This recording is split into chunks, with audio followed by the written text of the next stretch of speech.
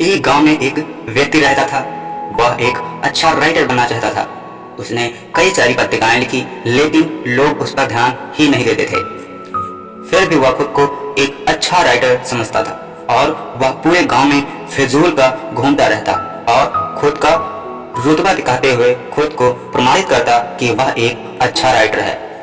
उसके पिताजी उससे परेशान रहते थे। एक दिन उन्होंने उसे अपने पास बुलाया और उसे समझाते हुए बोले, बेटा कुछ काम धंधा किया कर, वरना लोग तुझे आवारा कहेंगे और कोई भी तुम्हारी रिस्पेक्ट नहीं करेगा। यह सुनकर बेटा बोला, पिताजी मैं बहुत विद्वान हूँ, इसलिए लोग मेरी रिस्पेक्ट करते हैं। मैं काम करूँ या ना करूँ? पिताजी ने कहा, ठीक है, तुम मुझे प्रमाणित करो कि इज्जत विद्वान होने से मिलती है। बेटे ने कहा, लेकिन कैसे? पिताजी ने उत्तर दिया कि तू बता कि रिश्ते में कहाँ के लोग तुझे सबसे ज्यादा मानते हैं? उसने उत्तर दिया, ससुराल के।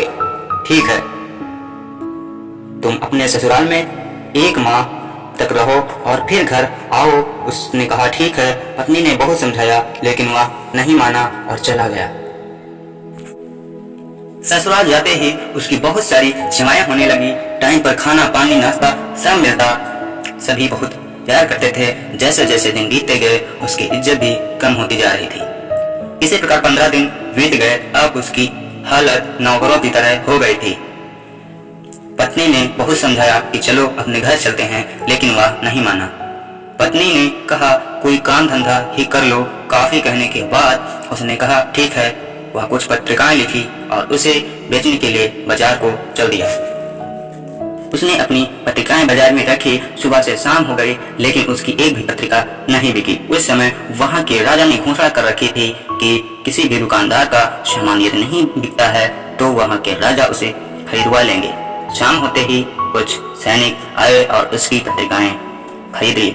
राजा ने दिखावे के लिए उन पत्रिकाओं को अपने बेडरूम के दीवारों पर लगवा दी, जिस पर हेडलाइन में लिखा था कि यहाँ जो भी है वह तेरा ही है, चाहे वह आज हो या कल। उस समय राजा का बेटा वहां का राजा बनना चाहता था, लेकिन राजा के जीते जी वह ऐसा नहीं कर सकता था। उसने डिसाइड किया कि आज रात वह अपने पिता को मार देगा और वह राजा बन जाएगा। उसने तलवार उठाई और अपने पिता के बेडरूम में आ गया।